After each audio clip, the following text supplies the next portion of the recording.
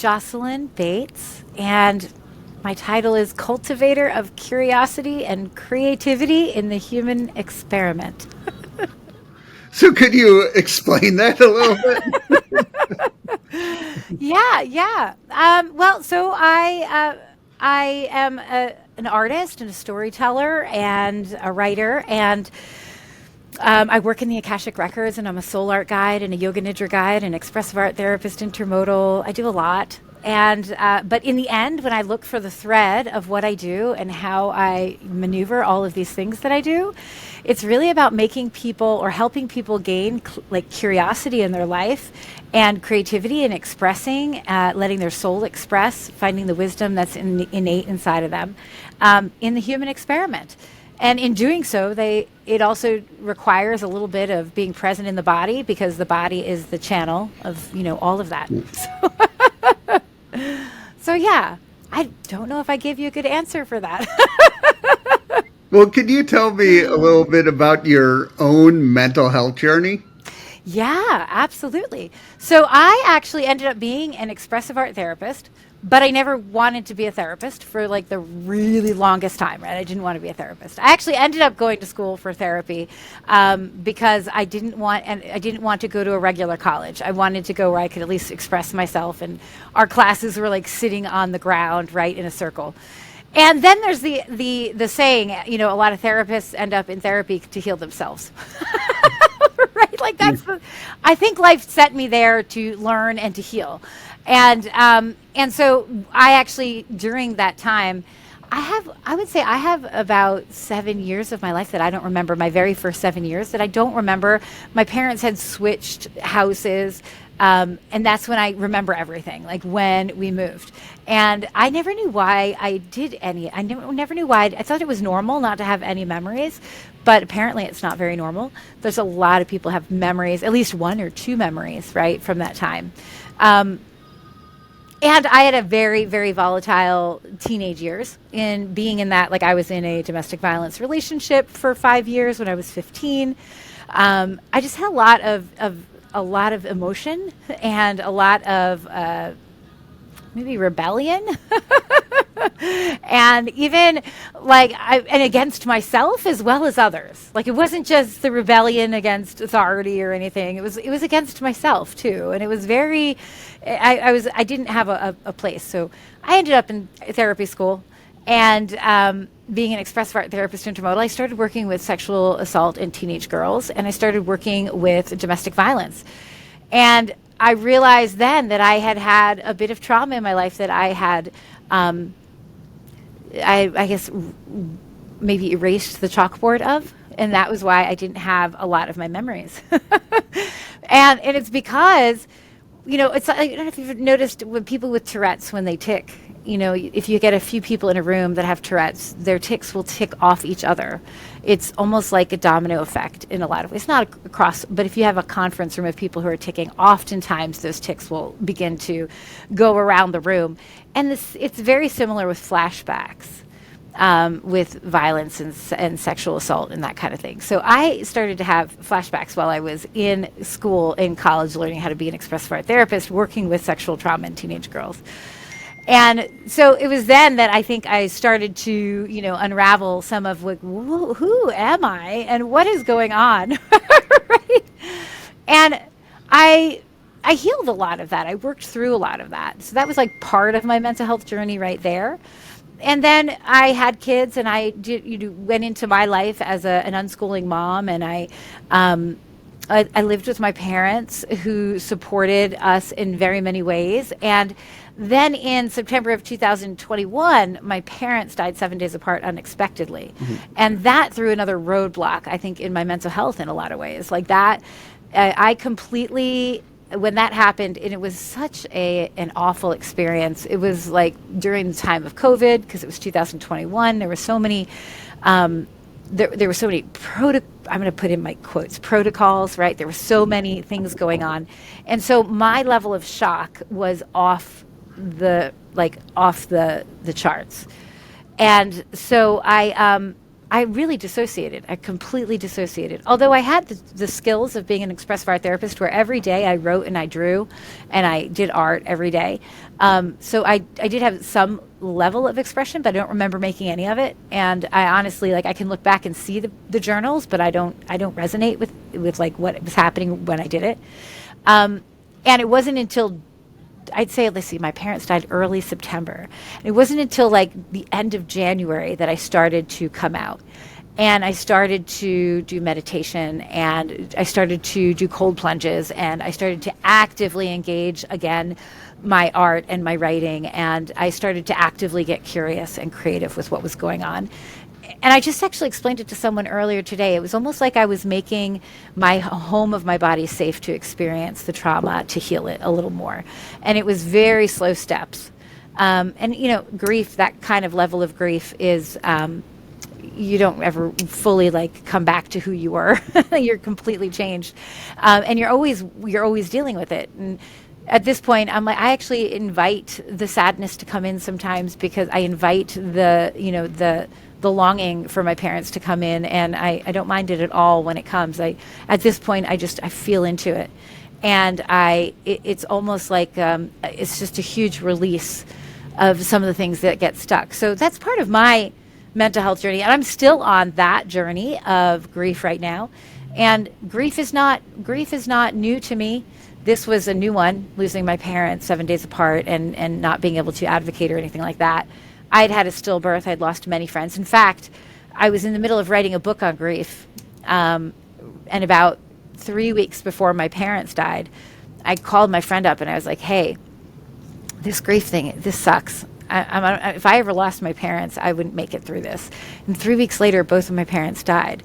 So it was really like, I have been in this world of mental health, and like really being open to it, and being curious with it, and being creative with it my whole life, you know. Did that answer your question? That was like a long. Yes, no. Which that brings me up to a question of I live with bipolar disorder too, and I have treatment. I take medicine and do therapy, but I'm always curious about other types of therapy that helps. So how does artistic therapy help people? Well, so there's all different, there's so many things, first of all, that can help. Like for me, the first thing I would say is a relationship with your body. I mean, that the body is the conduit of everything. So in anything you're dealing with, whether it's something like bipolar, whether it's depression, whether it's anxiety, whether it's, you know, whatever it is along the lines of any mental health, the first thing I think we have to start to look at is the body. The body. It's our body. We have to listen to it. We have to develop a relationship, respect it, and hone in on that relationship with our body, and balancing of the nervous system. Because oftentimes when we have mental illness, like the nervous system is all out of whack. And it's not our fault. It's really not. It's like partly the environment, the culture, everything that's going on, families, like the stress that we live in this world. You know, we have to get a place, we have to go to find a place where, whew, we can balance our nervous system. And I think that's where it all starts. So that's why I think meditation pulled me out originally from all that grief. You know, that place of like, okay, I'm back in my body. I'm back slowly creating a safe environment in my body to live in. And so that is the first thing I would say. I was never taught that in therapy school, ever. It took my own path to find that. And there's so many simple ways to learn to balance your nervous system, you know, like a physiological sigh, elongated exhale, doing mindfulness techniques, even just, you know, looking around a room and finding certain things will bring you into the present moment. And those simple things, like, they don't teach that in therapy school. I don't know why they don't do that, but that would be the first thing I would say. Then I would say what therapy does in arts therapy. I was an arts therapist, expressive arts therapist intermodal, which means I would start in one art form. So I might, you know, a lot of things that's easy as markers and paper. Anyone can kind of pick up a marker and just doodle, right? So that's a lot of times where you might start with somebody. And as they're doodling, as they're moving through and you're talking, maybe it's opening up a space to talk or just to develop some kind of relationship here. Then there might be something that they see in their you know, doodle, and it might have words that come with it. You might then take that that piece of artwork and create a poem, or maybe that artwork reminds someone of like an Eminem song, and that Eminem song, let's look at the chorus and let's change it up so it meets where you are right now. Like, and every time you switch from one to the other, from one art form to the next, that is the intermodal shift. And that place is where the healing and expressive art therapy intermodal lies. Every time you shift from one art form to the next, you transform the experience. That's where you begin the transformational healing in yourself. So that's where arts therapy is. And arts therapy intermodal, expressive arts therapy intermodal, I think not everybody has words for what we're going through. And I think a lot of times our words, you can ask anyone who's been through English class. We have so many criticisms about words, what words to use. You ever go on like social media and everyone gets on someone because they didn't put an apostrophe between the WE and the RE of we're or something, Like there's so many judgments and rules and criticisms about words and how we use them that sometimes it's hard for someone to just say and talk and use the words up front and to begin with. So sometimes an art form, a movement, a piece of music, oftentimes when I was working in the therapy world, I would have someone bring in like their if they weren't feeling comfortable, bring in your favorite song. Like, let's listen to your favorite song. And then that would open up the conversation. It's like sometimes we just don't have the words because words live in the mind, right? Like, and it's where we're making that's where we make the excuses. That's where our inner critic lies. That's where all of our conditioning lies. So I think expressive arts therapy has a beautiful piece to it in that you can, you don't have to use the words. Does that make sense? Mm-hmm. Yeah. Yeah, because I get that with talk therapy. Sometimes I can't think of what to say at the moment, even though, emotion stuff are going on. Yeah, that's what I'm saying. And so, like, I think arts therapy holds a very special place for that kind of work. And I think it's also, like, it's not just for kids, it's not just for teens. It does, I think, work incredibly well with teenagers and kids, but, like, it works for adults as well. In the intermodal shift in expressive art therapy, you can also run between theater and visual art and music and drumming, and you can kind of go where you kind of follow the person you're working with. But yeah, every time you shift every time you shift from one art form to the next, it's like you get a little bit more information. You're actually changing and shifting the reality of what you've created, which came from you. So in a little bit of a way, you're changing you. Yeah. And with working with, kids, teens, and adults, do you see their confidence level rise as they go through the process? Oh, yeah. I think it's really fun to watch people when they've shifted from one modality to another a few times to see, like, it opens up a possibility or it widens the door. It widens what you're able, like, you're like, oh my God, I created that and I didn't even mean to, like, because you may have started with a simple, like, doodle from your day. And all of a sudden you're like writing a song or you're like choreographing something or, whatever it be for yourself. And so I think that really builds a confidence. And I'll tell you, like, I also do soul art, which is not therapy, but it absolutely it has everything to do with like the inner wisdom and the inner your soul and higher self speaking through you. And in that, I find a soul art journey has different stages, and one of the stages is creative expression. It's very similar to expressive art therapy in many ways, but it's not the same thing. And in creative expression, when I do it with a lot of adults, I find that by the end of the creative expression stage, like, people, they don't want to stop. They don't want to stop creating because it's like they don't ever get this opportunity to just play and be joyful and dance and sing and whatever they're doing and paint and just be present in a moment. We're not allowed to do that as adults. It's like we're allowed to do it, but there's lots of people who are like, what is she doing? Yes. Yeah. Get a lot of looks. Yeah. Yeah. So there's a confidence that comes when you allow yourself to play. And to just be yourself. Anytime you can have a glimmer or a moment of like allowing your soul to like really be present, you're going to gain confidence because that's part of who you are, And when I was looking at your website, you do talk a lot about what's good for the soul and all that. How did you come up with that? Well, you know what? I've been on this. I grew up very spiritual my whole life. My mom and dad were very spiritual.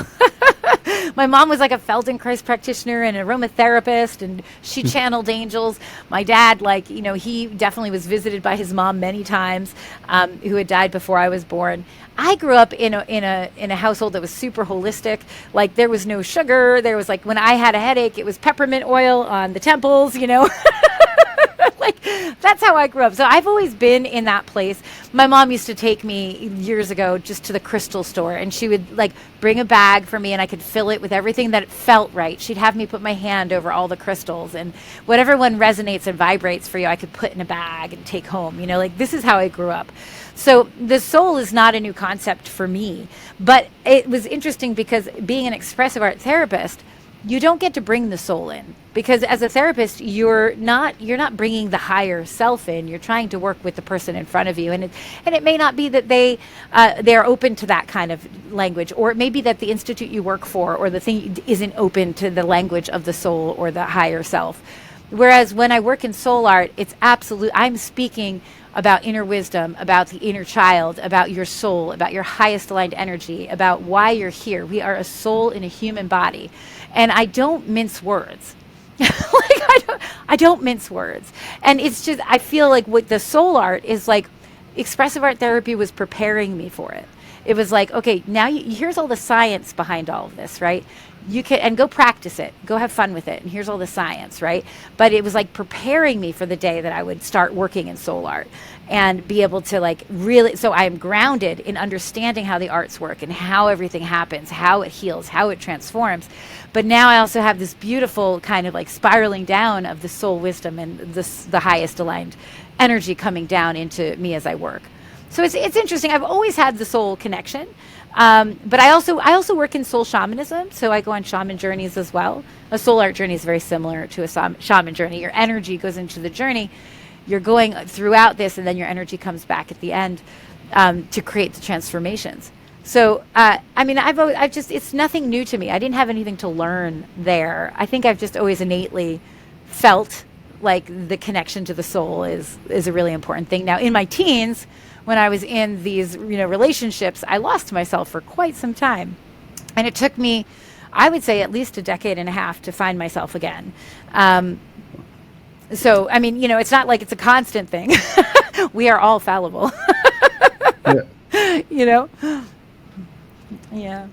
How does helping others help your own healing process? Well, I think whenever we can witness another's healing, and that's an honor to witness somebody else coming to a moment of insight, an aha, a transformation, to witness that, I think it feeds our hearts and our souls.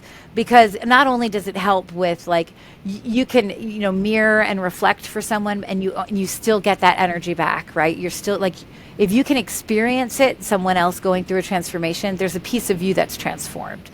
But also the idea that, so when I work in records or I work in soul art journeys, whenever I set up a journey or I'm setting up going into someone's records, I am also getting healed on an energetic level. When I'm in somebody's records, like I am in a space that energetically heals me. When I'm in a soul art journey, I set up my space. I use Palo Santo. I'm in there. I'm like creating a sacred space that also heals me in that time.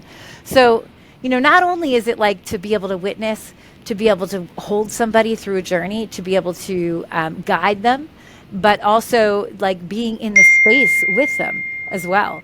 And I will say, I don't actually do this work to heal people. I do it so people can heal themselves. And that, witnessing that is like really beautiful. So, yeah. What do you do to help your own mental health? Oh, I have so everything that I do for other people. So like I record yoga nidras for Insight Timer. I run soul art journeys. I go into people's Akashic records. I read people's human design charts. Everything that I do, I do on myself. I'm constantly in a soul art journey. Right now I'm getting ready to start a new one because Soul Art Day is in a few days. And I just finished doing a big deep dive into some of my gene keys in human design. I'm constantly working. I also have a daily practice of meditation. I do cold plunges and meditation every day. And I have a writing I have a writing practice as well. So I definitely have like a journaling practice. Even though it sounds like a lot that I just said, it only takes less than like probably 45 minutes a day. It's not actually that long. It's like I might write for 15 minutes, meditate for 20, and take a cold plunge. Like and then the rest of the stuff is in and out of my day. I feel like also my kids heal me a bit. Especially with the grief, because like I was an only child and my kids experienced it too. And I think sometimes like when my 7-year-old comes to me and she cries or I'm crying and she says, it's okay to cry. Can I cry with you? Like that's healing. That's when you as an adult, here I am, a 47-year-old woman. And I'm like, I'm having a bad day and I'm crying from the grief. My 7-year-old daughter comes up to me and says, can I cry with you? And then she begins to cry. Like that's the most healing thing I think I've ever felt. So it's like, it's the whole environment around me. What is it about meditation that helps mental health? So meditation, and there's lots of different meditations. It's like you could do like a guided visualization meditation or a yoga nidra meditation. I did when I first came out of grief, I did transcendental meditation, but in that you have to go get your mantra from a center. I think the beautiful thing with mental health, and it was just like what we started talking about, the body. When we can be quiet in the body, when we can be present in the body, and that's what meditation does, it brings us to a present moment, right? When we can do that, we're developing a relationship with our body, and we are allowing our nervous system to balance if we're doing breathing, right? Meditation for me, and especially transcendental meditation, which isn't really guided visualization, it's really just literally 20 minutes, right? I feel like what it does is it just gives me a touchstone. It gives me a touchstone for my day. And I know I can go back there if things get crazy, if I start to get anxious, right? I know I can go back there and I can go have another 20 minutes and I'll be set again. I have a touchstone. The other thing with meditation is that you start to, if you do meditation for a while, you start to learn how to, I want to say non-attach. I don't know if that's a word. Non-attach from your inner critic, from your inner, voice that's up here judging things and telling and saying certain things. I'm not good enough. I'm not worthy. I'm not doing right. All of that. You learn how to get like detach. That's the word. To detach from that in your meditation. So.